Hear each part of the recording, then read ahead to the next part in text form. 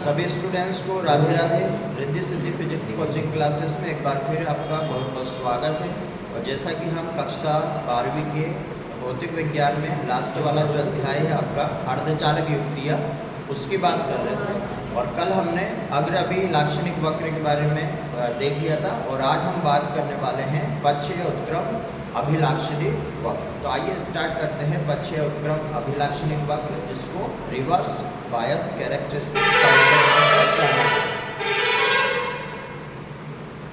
चलो हेडिंग डाल लो आज का, पक्षीय या उत्क्रम अभिलाक्षणिक वक्र। और सबसे पहले इसकी डेफिनेशन लिखिएगा। सभी स्टूडेंट्स हेडिंग डालिएगा, पक्षीय उत्क्रम अभिलाक्षणिक वक्र। कल हमने अग्र के बारे में पढ़ लिया था। भैया जितना भी पढ़ाया जाए घर पे जाके एक बार उसको रिवाइज कर लो। एक बार घर पे जाके आधे घंटे के लिए केवल उसको देख लो, पढ़ लो तो समझ में आ जाए। कल मैंने कुछ पीएम संधि डायट का अग्र में कैसे रखा जाता, पक्ष में कैसे रखा जाता, वो भी क्वेश्चन करवाए थे। ठीक। और जिसको कल अग्र वाला समझ में आ गया होगा उसको पक्ष वाला समझ में आ गया।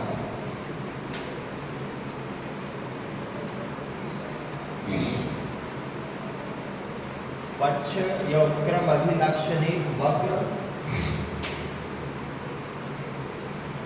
अब देखो पहले इसकी परिभाषा लिखेंगे कि यह वक्र किसके बीच में खींचा जाता है। तो ध्यान से सुनो मेरी बात कि जब पीएन संधि डायोड को इस प्रकार से P को हम क्या दे दें, नेगेटिव, और N को क्या दे दें, पॉजिटिव। तो जब P को नेगेटिव मिल जाए, N को पॉजिटिव मिल जाए, तो इसे क्या कहते हैं हम, पक्ष। क्योंकि P को क्या मिलना चाहिए, पॉजिटिव, लेकिन उल्टा हो रहा, P को क्या मिल रहा है यहाँ पर, नेगेटिव।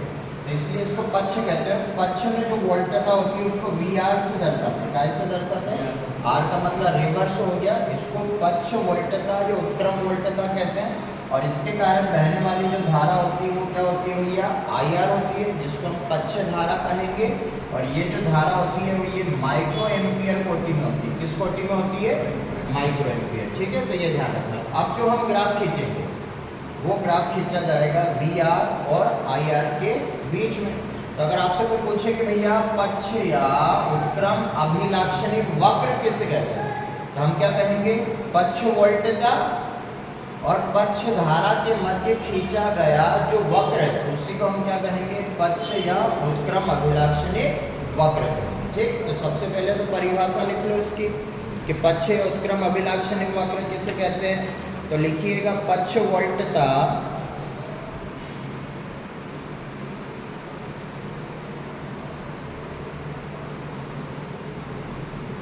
ब्रैकेट के अंदर पक्ष वोल्टता को काय से दर्शाते हैं, V, और उसके आधार में स्मॉल r, तथा पक्ष धारा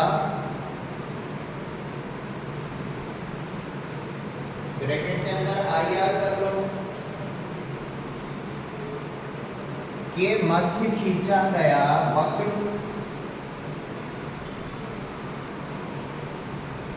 के मध्य खींचा गया वक्र पक्ष अभिलाक्षणिक वक्र कहलाता है।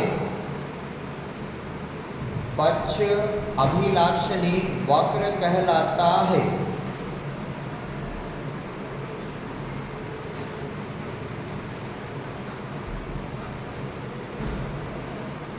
ठीक है, आगे परिभाषा तो हो गई। अब इसका विद्युत परिपथ बनाना है। तो एक बार विद्युत परिपथ आप जो कल बनाया था अग्र वाला वो देखो एक बार आप, है ना, उसको ध्यान से देखो।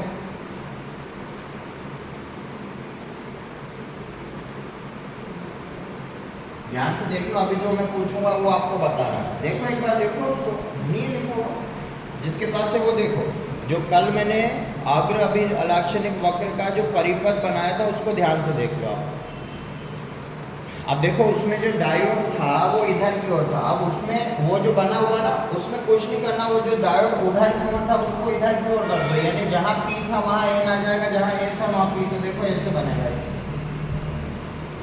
ये देखो उल्टा बना दिया। अब बाकी सब वो का वही, यहाँ पर आपका विभव भाजक आ जाएगा। यहाँ पर बैटरी का भी ध्यान रखना, ऊपर प्लस है तो वो का वही रहेगा, कोई अंतर नहीं। ये देखो यहाँ plus minus plus minus plus minus, ये तीन बैटरी, तीन हमने सेल जोड़ दिए। और सेलों के समूह को ही क्या कहते हैं, बैटरी कहते हैं। प्लस माइनस हो गया या कारएच हो गया, ठीक। और यहाँ पर आपने यहाँ पर 1 मिली एम्पियर लगाया, लेकिन ये पक्ष अभिनति में जो धारा प्रवाहित होती है वो माइक्रो एम्पियर कोटि की होती है, इसलिए उसको मापने के लिए यहाँ पर माइक्रो आमीटर लगाएंगे, ठीक। तो ये माइक्रो आमीटर लगा दिया। फिर याद करो कल हमने इसके समांतर क्रम में एक वोल्ट मीटर लगाया था जिसको हमने VF लिखा था, लेकिन जो पक्ष होता है उत्क्रम होता है उसको रिवर्स बोलते हैं। क्या बोलते हैं भैया? इसलिए यहाँ पर V और क्या आ जाएगा, R आ जाएगा, और ये वाला वायर उठा के इस वाले वायर से हम क्या कर देंगे, कनेक्ट कर देंगे। तो देखो वो का वही है, सेम टू सेम, केवल जो आपका डायोड था उधर की तरफ ये चेंज कर दिया उसको हमने, और जहाँ पर मिली आमीटर था वहाँ पर माइक्रो आमीटर कर दिया, और जहाँ पर VF था वहाँ पर हमने VR कर दिया। बाकी सेम है, इसलिए कहता हूँ पहला वाला याद हुआ तो ये याद करने में दिक्कत नहीं आएगी, उससे हम ये याद रखेंगे, ठीक। अब नोट कर लो इसको, और फिर चित्र का नाम लिख देंगे कि भैया ये किसके लिए है, उत्क्रम अभिलाक्षणिक वक्र। इस प्रकार से विद्युत परिपथ बना के और उसका चित्र का नाम लिख देंगे कि भैया ये जो विद्युत परिपथ है ये उत्क्रम अभिलाक्षणिक वक्र के लिए बना हुआ है। ठीक है, तो आपका जो केस है वो अपन बुधवार को लेंगे, तब तक आपके जो 1 से 14 तक के जितने भी MCQ क्वेश्चन खाली स्थान में सब है, या तो आप बुक लेके आओ, बुक लाओ तो 400-500 का पड़ेगा, तो उससे अच्छा एक सेट बनवा देंगे। तो इंग्लिश मीडियम वालों के लिए तो बनवाया है, तो वैसा कि वैसा है आपका हिंदी मीडियम वालों के लिए बन जाएगा। तो 70 रुपये का वो सेट पड़ेगा, या तो बुक लिया या वो सेट ले लिया, तो उससे काम चलता है।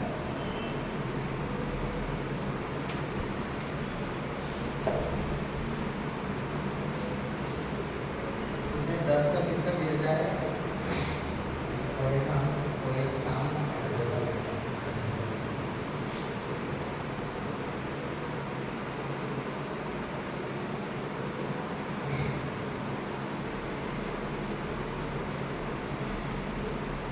त्रैमासिक और अर्धवार्षिक का जो पेपर होगा उसमें तो मैं आपको आएगी क्वेश्चन बता दूंगा, तो वो याद कर लेना, वो वार्षिक के हिसाब से भी हो जाएगा।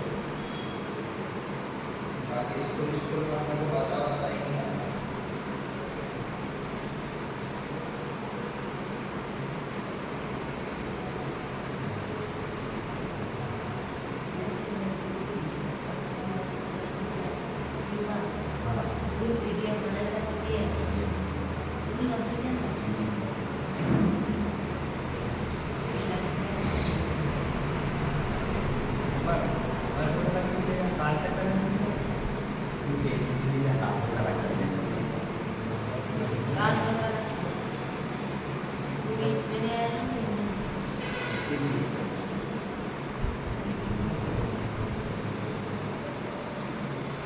चित्र का नाम लिख देना, ठीक है। माइक्रोमीटर हो गया, VR हो गया आपका वोल्टमीटर। अब इसके बाद अपने को चित्र के बारे में लिखना है। एक बार देखो कल क्या लिखा था आपने चित्र में,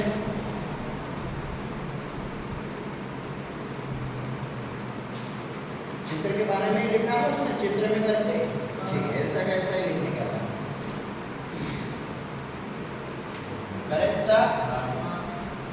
बैटरी का ध्यान रखा, ऊपर प्लस और नीचे माइनस होना चाहिए, ठीक है। चलो देखो पहले चित्र के बारे में लिख लो भैया। चित्र में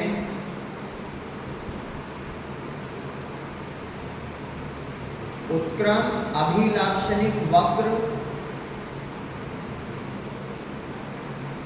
उत्क्रम अभिलाक्षणिक वक्र प्राप्त करने के लिए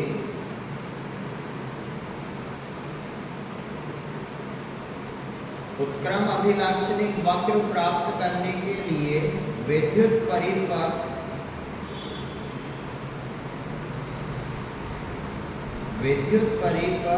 दर्शाया गया है।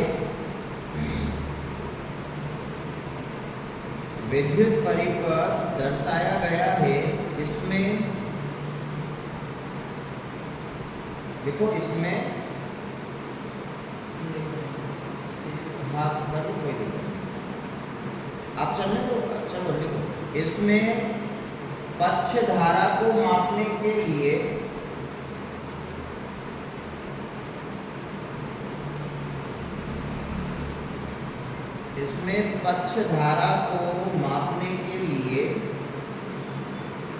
माइक्रो अमीटर,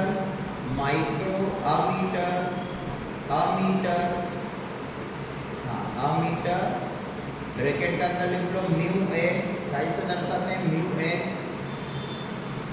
वो सिंबल बना हुआ ना म्यू ए, कॉमा लगाना।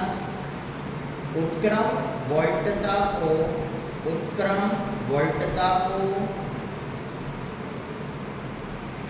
मापने के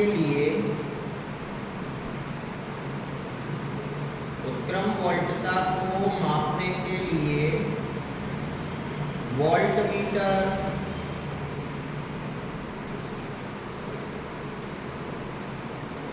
लगा होता है,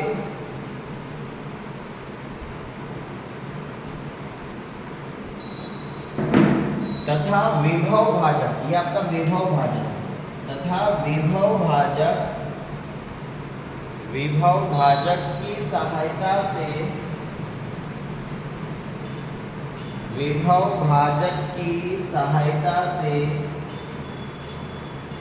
आरोपित वोल्टता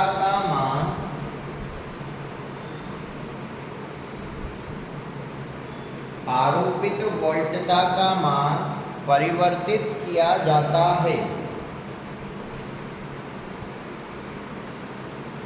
आरोपित वोल्टता का मान परिवर्तित किया जाता है।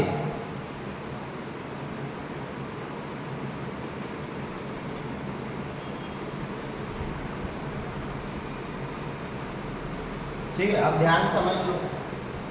पक्षीय उत्क्रम अभिलाक्षणिक वक्र के लिए क्या करेंगे, आगे में जो आपका यहाँ पर P था, तो इस बार यहाँ पर क्या आ गया भैया आपका N, और यहाँ पर क्या आ गया P, और N को देखो क्या मिल गया प्लस, इसका मतलब ये काय में है आपका पक्ष में।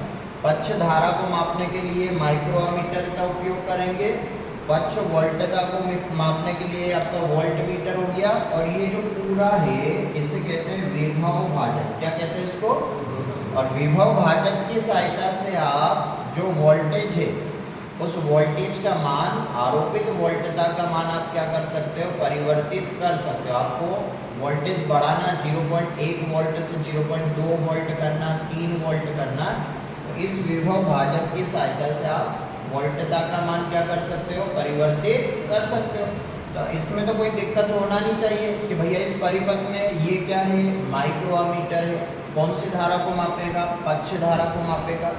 पक्ष वोल्टता को मापने के लिए वोल्टमीटर है, और एक विभव भाजक होता है जिससे वोल्टता का मान हम क्या कर सकते हैं, परिवर्तित कर सकते हैं। ठीक, अब ये हो गया। अब क्या करेंगे, पैराग्राफ चेंज करके फिर से लिखिएगा। उत्क्रम वोल्टता के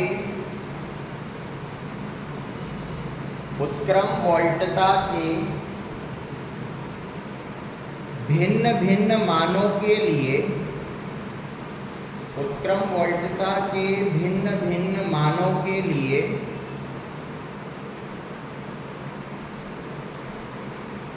उत्क्रम धारा का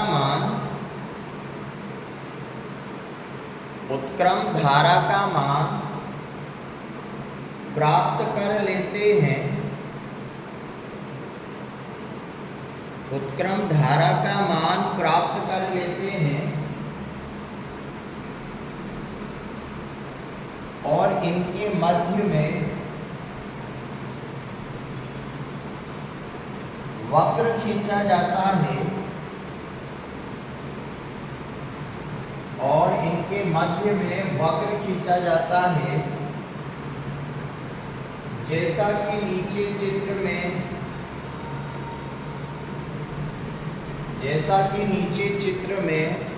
दर्शाया गया है।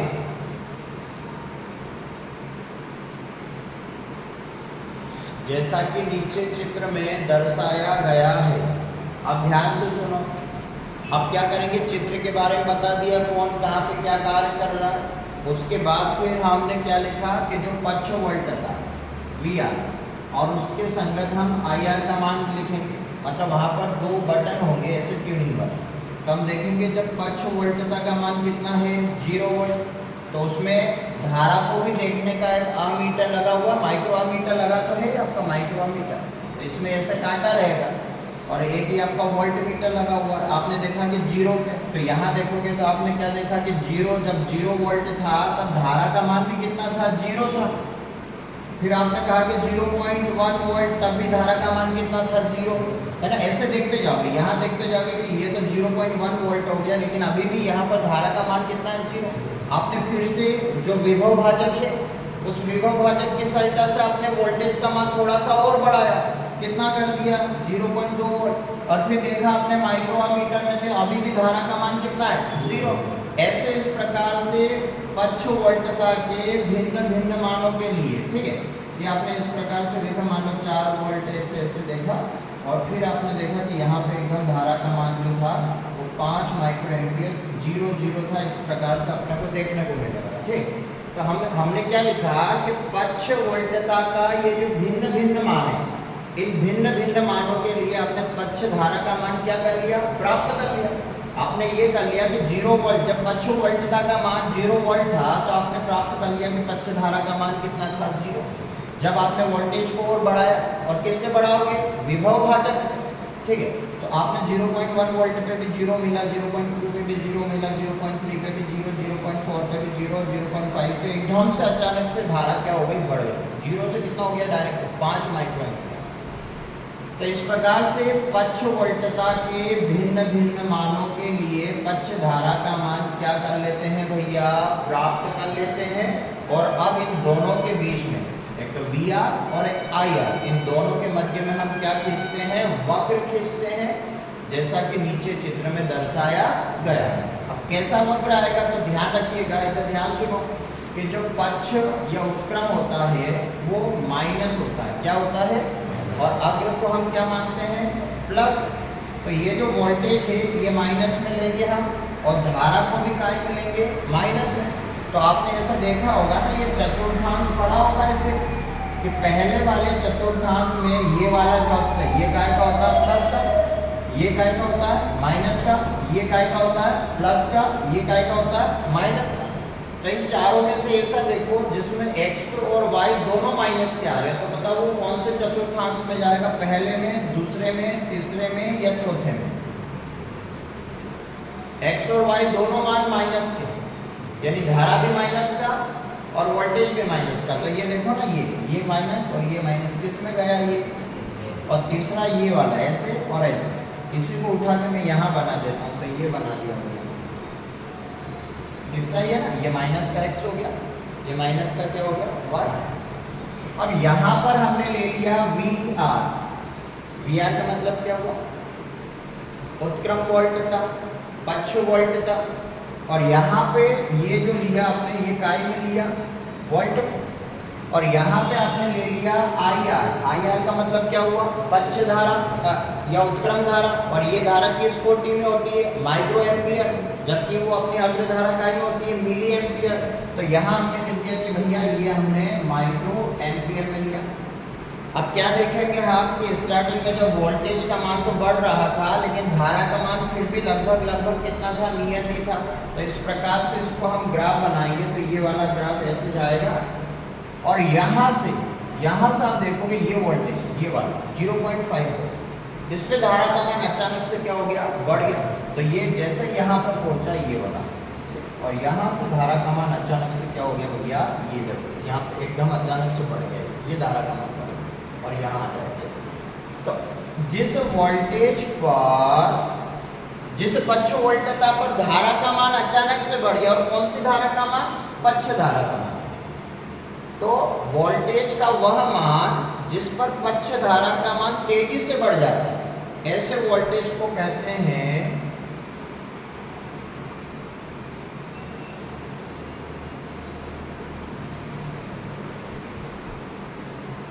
Zener volt.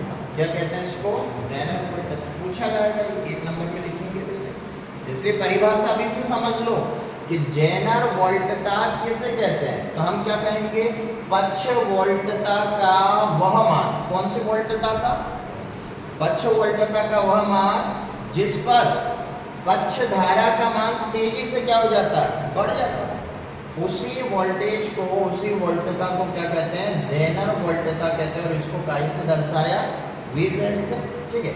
और इसको कहते हैं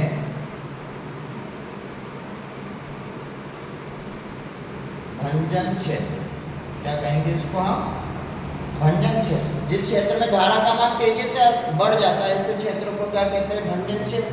और जिस वोल्टेज पर यह मान तेजी से बढ़ता है, उस वोल्टेज को हम क्या कहेंगे, जेनर वोल्टता। और ये हो जाएगा आपका कौन सा, पक्ष उत्क्रम अभिलाक्षणी पक्ष। तो इसको यहाँ पर हम चित्र करके और लिख देंगे, उत्क्रम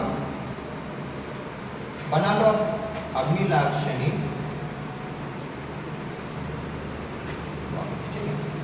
तो ये तीसरे वाले चतुर्थांश में बनेगा माइनस माइनस होने के कारण, ठीक है। और इस प्रकार से पक्ष वोल्टता के भिन्न भिन्न मानों के लिए पक्ष धारा का मान हम क्या कर लेते हैं, प्राप्त कर लेते हैं।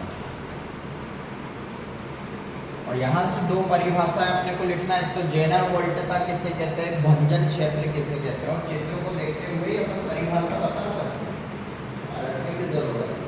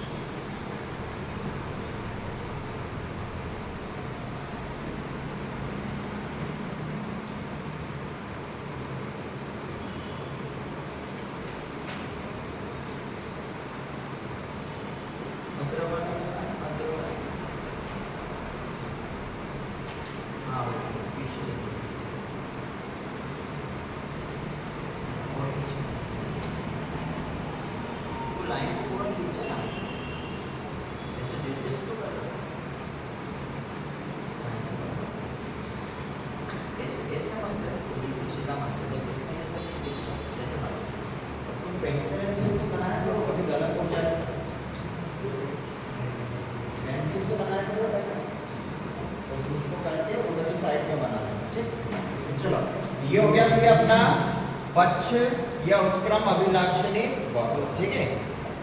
और इसमें अब दो परिभाषाएं निकल के आ रही है। अब वो है आपका जेनर वोल्टता और एक और क्या है, भंजन क्षेत्र। अब जेनर वोल्टता क्या होता है, अभी अभी समझा, आप में से कोई बता तो नहीं था कि मेरे को भी पता लगे ना। किसे कहेंगे जेनर वोल्टता, पक्ष वोल्टता का वह मान जिस पर पक्ष धारा का मान तेजी से क्या हो जाता है, बढ़ जाता है, उसे ही हम क्या कहेंगे, जेनर वोल्टता। और भंजन क्षेत्र, पक्ष अभिनति में, कौन सी अभिनति की बात करते हैं, पक्ष अभिनति में वह क्षेत्र जिसमें पक्ष धारा का मान तेजी से क्या हो जाता है, बढ़ जाता है, उसे क्या कहेंगे, भंजन क्षेत्र। ठीक, तो पहला हेडिंग डालिएगा जेनर वोल्टता।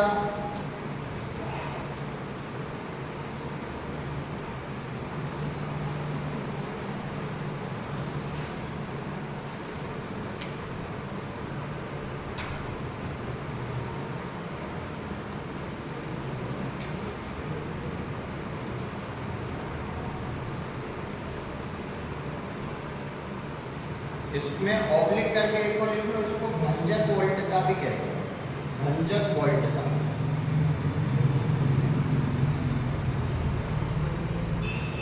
भंजक वोल्टता है ना, दोनों में से जो भी आए ये लिखना है। चलो लिखिएगा,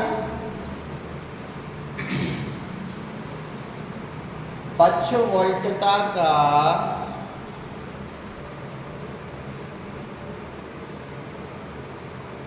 पक्ष वोल्टता का वह मान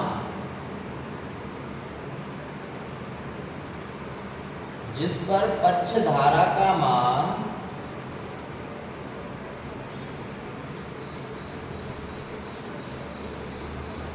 तेजी से बढ़ जाता है, जिस पर पक्ष धारा का मान तेजी से बढ़ जाता है,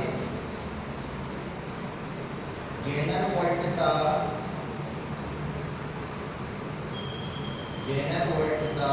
या भंजक वोल्टता कहलाता है।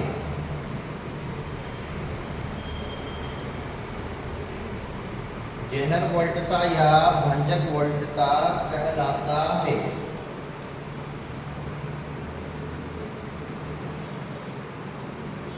ठीक है, आ गया ना समझ में? पक्ष वोल्टता का वह मान जिस पर पक्ष धारा का मान तेजी से क्या हो जाता है, बढ़ जाता है, उसी को हम क्या कहेंगे, यहाँ पर जो भी वोल्टेज होगा, मान लो ये यहाँ पे लिखा हुआ 0.7 वोल्ट, तो इसका मतलब भंजक वोल्टता का मान कितना हो गया, 0.7 वोल्ट, क्योंकि जैसे ही 0.7 वोल्ट हमने वोल्टेज दिया ना, धारा का मान एकदम से क्या हो गया, बढ़ गया।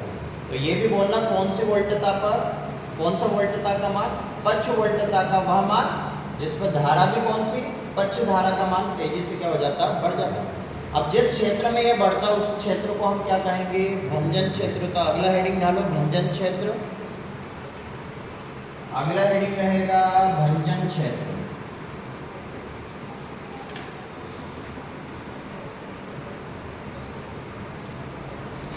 पक्ष अभिनति में, क्योंकि ये सारा काम पक्ष में हो रहा है, में ऐसा था नहीं, ठीक है, इसलिए हम क्या लिखेंगे, पक्ष अभिनति में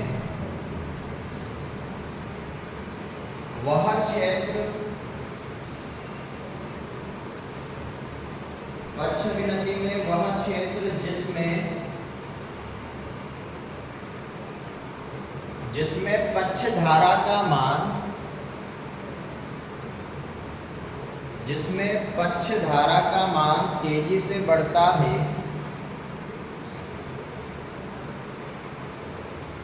तेजी से बढ़ता है, भंजन क्षेत्र कहलाता है।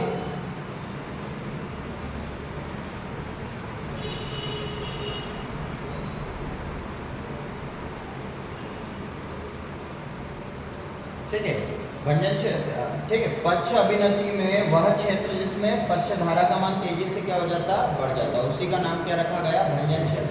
अब देखो इस क्षेत्र में हर कोई डायोड काम नहीं करेगा, जो आपका पीएन संधि डायोड होता है वो केवल अग्र अभिनति में कार्य करता है। कौन सी अभिनति में, इस पक्ष में नहीं करवा सकते, पक्ष में करवाओगे तो ये क्या हो जाएगा, जल जाएगा, क्योंकि धारा का बहुत मान एकदम से बढ़ेगा। तो इस क्षेत्र में कार्य करने वाला एक विशेष प्रकार का डायोड बनाया गया, जो अभी हम अपने सिलेबस में नहीं, लेकिन फिर भी अगर ऑब्जेक्टिव में खाली स्थान में कोई पूछ ले कि भैया कौन सा डायोड है जो भंजन क्षेत्र में या फिर पक्ष अभिनति में क्या करता है, कार्य करता है, तो उस डायोड का नाम रखा गया, साइंटिस्ट के नाम के आधार पर वह डायोड था जेनर डायोड। कौन सा डायोड, और पता है ये जेनर डायोड कहाँ पे काम आता है, आपके गांव में कभी वोल्टेज कम ज़्यादा होता है तो टीवी के यहाँ पे एक स्टेबलाइजर रखा हुआ रहता है, बक्सा रखा हुआ रहता है। वो बक्सा क्या करता है कि अगर कम वोल्टेज भी आया तो वो वोल्टेज को क्या करेगा, नियत करके रखेगा, ज़्यादा भी आया तो उसको जितना चाहिए उतना ही टीवी को वो क्या करेगा, देगा। तो उसके अंदर वोल्टेज को नियंत्रित करने वाला जो डायोड होता है, वोल्टेज को स्थायी करने वाला, नियत करने वाला जो डायोड होता है वो कौन सा डायोड होता है भैया, जेनर डायोड होता है। तो ये सिलेबस में नहीं है, लेकिन कभी ऑब्जेक्टिव में पूछ ले कि भैया वह कौन सा डायोड है जो भंजन क्षेत्र में कार्य करता है, वह कौन सा डायोड है जो पक्ष अभिनति में कार्य करता है, और वह कौन सा डायोड है जिसका उपयोग वोल्टता नियंत्रण में किया जाता है। वोल्टेज को नियंत्रण करना, बढ़ रहा है घट रहा है तो उसको नियंत्रित करके करना, ठीक है। तो ऐसे एक स्टार करके लिख लो इस पॉइंट को कि जेनर डायोड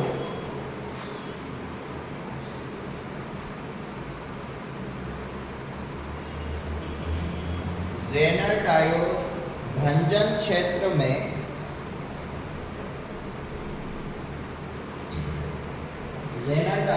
भंजन क्षेत्र में ब्रैकेट के अंदर लिख लो पक्ष अभिनति में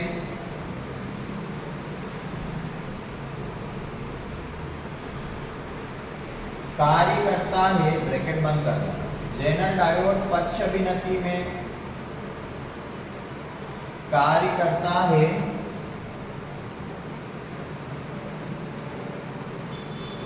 इसका उपयोग काय में किया जाता है, वो जो अपना वोल्टेज को स्थायीकरण करने में, ठीक है। तो वो भी लिख लो, इसका उपयोग वोल्टता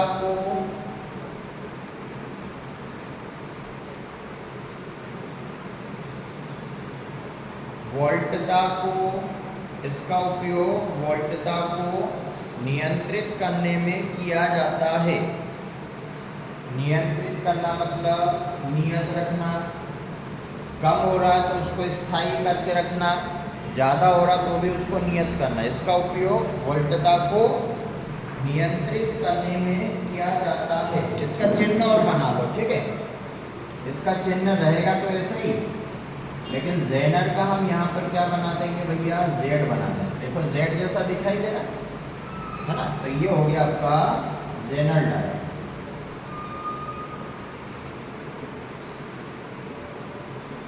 यहाँ P और यहाँ पे N, ये हो गया आपका जेनर।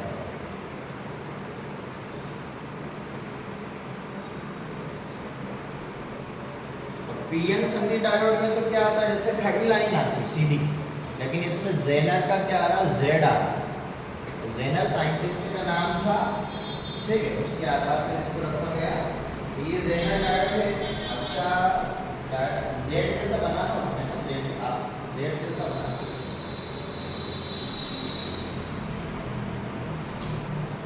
वो जो टीवी हो गया, ठीक है, कूलर हो गया, या कूलर क्या वो अपना फ्रिज हो गया, उन सब में जो स्टेबलाइजर होता है, जो वोल्टेज को नियंत्रित करता है, उसमें यही वाला डायोड वहाँ पे क्या होता है, उपयोग होता है।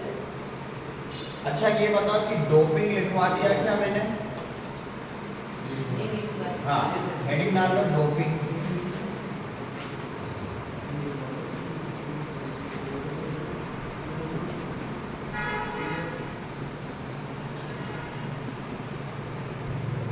डोपिंग ऑब्लिक हमेशा ये वाला हेडिंग डाल।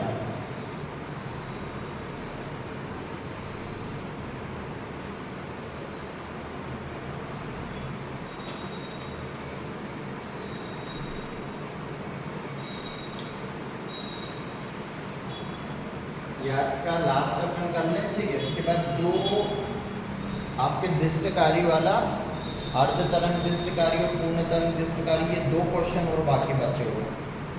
एक क्वेश्चन तो सोमवार को हो जाएगा और एक हो जाएगा मंगलवार। अब या तो बुधवार या गुरुवार आप बता देना किस हिसाब से टेस्ट लेना, वो कर लेंगे, ठीक है। मैं एक वो बुक खोए तो वो बुक दे देना भैया, उसमें से वो PDF फाइल बना के वो प्रिंट करवा के इसके MCQ क्वेश्चन है सारे करने पड़ेंगे। करें स्टार्ट। डोपिंग क्या होता है? अब डोपिंग क्या होता है उससे पहले थोड़ा सा इसका इतिहास समझ लो भैया, कि वर्ग जो 13 है, आवर्त सारणी में जो वर्ग 13 है, उसमें जो तत्व रखे हुए हैं, है ना, बैंगन, आलू, गाजर, इन, थेरा, ये याद करने की ट्रिक है, ठीक। यानी बोरॉन, एल्यूमिनियम, गैलियम, इंडियम और थेलियम, जो मैंने पढ़ाया वो ही पढ़ा रहा हूँ, अभी कोई नया नहीं है। और इसके बाहरी कक्ष में जो संयोजक इलेक्ट्रॉन होते हैं वो 3 होते हैं, इसलिए इसको त्रिसंयोजी अशुद्धि बोलते हैं। क्या बोलते हैं, है ना, एक बार रिवीजन भी हो जाएगा। क्या नाम है इसका? त्रिसंयोजी अशुद्धि। अब मैं क्वेश्चन में अगर पूछूंगा भैया त्रिसंयोजी अशुद्धि के नाम बताओ, इनमें से कुछ भी बता सकते, लेकिन वहाँ पे पेपर में आएगा तो ऐसे बी लिख के मत आना, पहले क्या लिखोगे, बोरॉन। और उसके बाद फिर क्या लिखोगे बी। आगे बात समझ में, वहाँ पे पूरा लिखा बोरॉन और फिर क्या लिखा आपने, ठीक ऐसे लिखा। अच्छा, इसको सहसंयोजक बंध पूरा करने के लिए 4 इलेक्ट्रॉन चाहिए, जबकि इसके पास कितने इलेक्ट्रॉन होते हैं 3। एक इलेक्ट्रॉन की क्या होती है, कमी होती है। तो ये पड़ोसी परमाणु से एक इलेक्ट्रॉन क्या करता है, ग्रहण करता है, इसलिए इसका नाम ग्राही भी रखा गया। क्या रखा गया, ग्राही। तो इसे ग्राही अशुद्धि के नाम से भी जाना जाता है। और त्रिसंयोजी तो कम पूछा जाता है, ये ज्यादा पूछा जाता है क्योंकि इसका नॉलेज रहता है। तो अगर मैं आपको पेपर में कहीं पे भी आए कि भैया ग्राही अशुद्धि के नाम बताइए, इनमें से कोई सा भी आप बता सकते, ठीक है। इसके जस्ट पास में आइए आपका वर्ग 14, जिसमें कई सारे होते हैं। अपने को तो केवल सिलिकॉन और किससे मतलब है, और ये आपके नेज होते हैं। कैसे होते हैं, शुद्ध होते हैं। इनमें किसी प्रकार की कोई अशुद्धि नहीं होती। इनमें जितने इलेक्ट्रॉन होते हैं उतने ही क्या होते हैं, होल होते हैं। और इसकी जो संरचना होती है वो समचतुष्फल की होती है। कैसी होती है, और परम शून्य ताप पर 0 केल्विन या -273.15 डिग्री सेल्सियस, इसको बोलते हैं परम शून्य ताप। क्या बोलते हैं, परम शून्य ताप पर ये जो नेज अर्धचालक है, ये कुचालक की तरह कार्य करते हैं। किसकी तरह, कुचालक को क्या कहते हैं, अचालक करते हैं, या फिर क्या कह सकते हैं, विद्युत रोधी भी कहते हैं। ये जो अभी समझाया ना, इसमें से एक क्वेश्चन आएगा भी, इसी के बारे में एक क्वेश्चन पूछूंगा। ठीक, अब आगे इधर वर्ग 15। वर्ग 15 में आपका पाकिस्तान, नेपाल, ऑस्ट्रेलिया, सब भिखारी, ठीक है। यानी ये तो हो गया फास्फोरस। ये क्रम मेरे को पता नहीं है ना, आगे कुछ हो सकता है, लेकिन इसमें एक तो फास्फोरस होता है, एक नाइट्रोजन होता है, एक आर्सेनिक होता है। इसको एंटीमनी बोलते हैं। क्या बोलते हैं भैया, है ना, एंटीमनी। और इसको बिस्मिथ बोलते हैं। क्या बोलते हैं, बिस्मिथ। ये याद होना चाहिए, केमिस्ट्री तो है ही, फिजिक्स में ये तो याद होना चाहिए। अब इसमें 5 इलेक्ट्रॉन होते हैं, इसलिए पंच संयोजी बोलते हैं। इसको क्या बोलते हैं, पंच संयोजी अशुद्धि। क्या है ये बच्चों की, संयोजक बंध पूरा करने के लिए तो कितने इलेक्ट्रॉन चाहिए, इसके पास कितने हैं, एक ज़्यादा है ना, एक का क्या कर देगा, दान कर देगा। इसलिए इन अशुद्धियों को दाता अशुद्धि के नाम से भी जाना जाता है। कौन से अशुद्धि, अगर पूछा जाए कि भैया ग्राह्य अशुद्धियों के नाम बताइए, boron, aluminium, gallium, indium, thallium. पूछा जाए दाता अशुद्धियों के नाम बताओ, phosphorus, nitrogen, arsenic, antimony, bismuth. अब फिर क्या हुआ, जब इसको इसके साथ मिला दिया गया तो आपका पी प्रकार का अर्धचालक बन गया। और जब इन वाले अशुद्धियों को इसके साथ मिला दिया गया तो कौन सा अर्धचालक बन गया था, एन प्रकार का। अब आप क्या कर रहे हो, शुद्ध अर्धचालक में आप क्या मिला रहे हो, अशुद्धि मिला रहे हो। क्या मिला रहे हो, अब अशुद्धि अभी कितने प्रकार की, एक तो त्रिसंयोजी और एक और कौन सी, जो त्रिसंयोजी उसको क्या कहेंगे, ग्राही, क्योंकि वो तो ग्रहण करेगा, उसको तो 4 चाहिए। लेकिन जो पंच संयोजी उसमें तो 5 हो गया, ज़्यादा हो गया, तो एक का क्या कर देगा वो, इसलिए इसको किस नाम से जाना जाता है।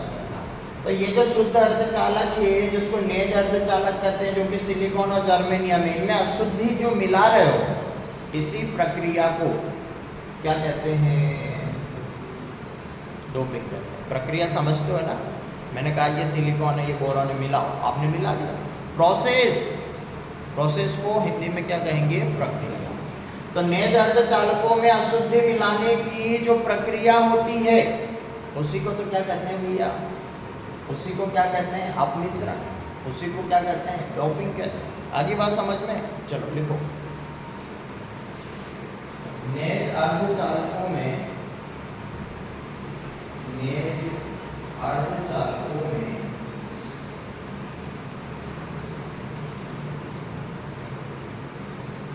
नेज अर्धचालकों में त्रिसंयोजी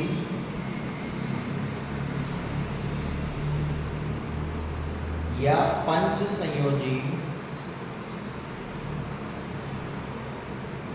त्रिसंयोजी या पंच संयोजी अशुद्धि मिलाने की प्रक्रिया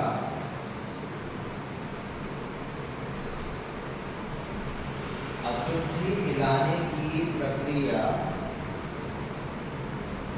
डोपिंग कहलाती है। डोपिंग कहलाती है। ठीक है। अब डोपिंग करने की जरूरत क्या पड़ी भैया, क्यों मिलाया? तो सिलिकॉन और जो जर्मेनियम था इनकी चालकता बहुत कम थी। क्या थी? चालकता कम थी। किसकी? सिलिकॉन और जब सिलिकॉन और जर्मेनियम में ये मिला दिया गया तो इसकी चालकता बढ़ गई, और जब चालकता बढ़ जाती है तो चालकता को अपन सिग्मा से दर्शाएं। जब चालकता बढ़ जाती है तो प्रतिरोधकता क्या हो जाती है? घट जाती है। तो डोपिंग करने से क्या प्रभाव पड़ा? तो आप क्या कहोगे कि डोपिंग करने से चालकता बढ़ गई, और चालकता बढ़ गई तो प्रतिरोधकता का मान क्या हो गया? घट गया।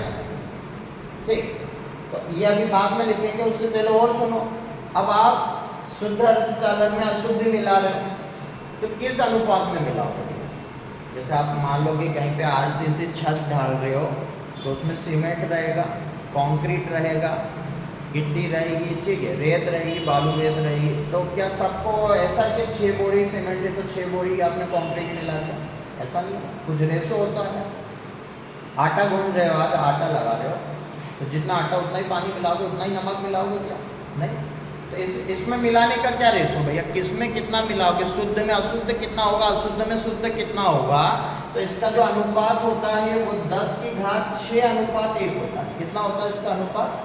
10 की घात 7, सॉरी 10 की घात 7 अनुपात कितना होता है? 1।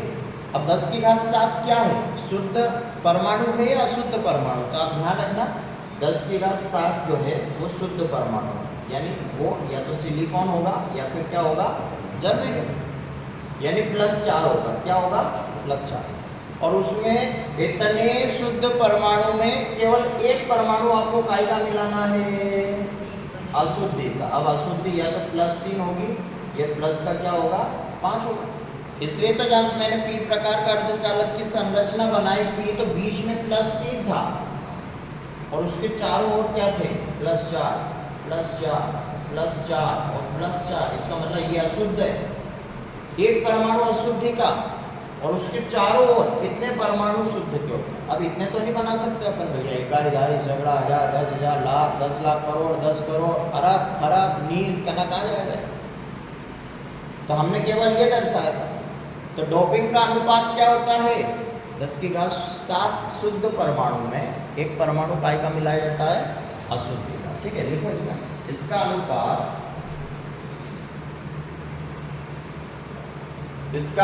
10 की घात 7 अनुपात 1 होता है।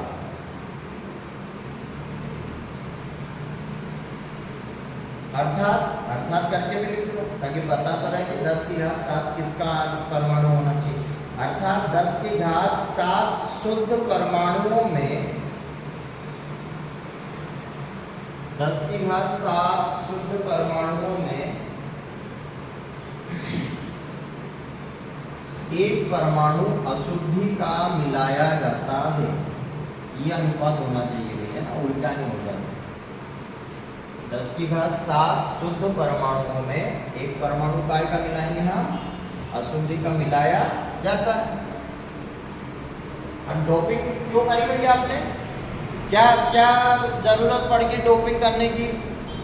जो आपका शुद्ध अर्धचालक था, नियत अर्धचालक था, उसकी चालकता क्या थी? बहुत कम थी, उसकी चालकता बढ़ानी थी। क्या करनी थी?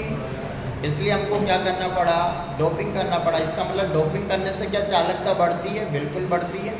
और चालकता बढ़ती है तो प्रतिरोधकता क्या होती है? घटती है। तो एक स्टार करके लिखो इसमें, डोपिंग करने से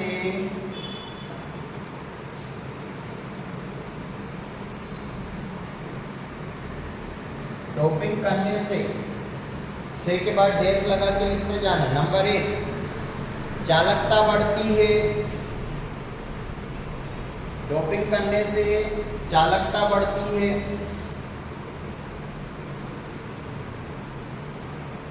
नंबर 2, प्रतिरोधकता घटती है।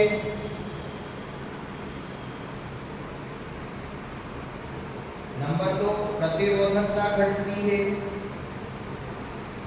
नंबर 3 जो संधि पर वो था ना बीबी आयनों के कारण, बीबी अवरोधी विद्युत विभव, इसका मान भी क्या हो जाएगा, घट जाएगा। ठीक है, नंबर 3 लिखो अवरोधी विभव, अवरोधी विभव वीबी लिख लो, बैरियर पोटेंशियल बोलते हैं, का मान घटता है।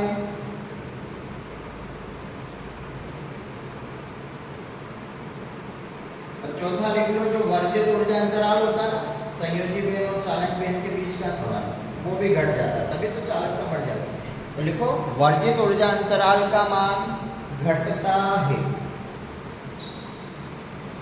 ठीक है भैया, तो ये डोपिंग करने के इफेक्ट आपको दिखाई देंगे, चालकता बढ़ जाएगी, प्रतिरोधकता घट जाएगी, वर्जित ऊर्जा अंतराल का मान घट जाएगा, अवरोधी विभव का मान भी क्या हो जाएगा, घट जाएगा। ठीक, तो आज हमने बात कर लिया पश्चिमी लाक्षणिक वक्र के बारे में, डोपिंग के बारे में पढ़ा, उसमें जो जेनर वोल्टता है उसके बारे में हमने बात की, और साथ ही साथ में भंजन क्षेत्र और भंजन क्षेत्र में कौन सा डायोड कार्य करता है, जेनर डायोड, जेनर डायोड का प्रयोग क्या है ये। ठीक, अब 2 दिन आपकी फ्राइडे सैटरडे और संडे हॉलीडे रहेगा, मंडे से फिर अपन कंटिन्यू करेंगे, और अगली क्लास में हम पढ़ने वाले हैं दृष्टिकारी।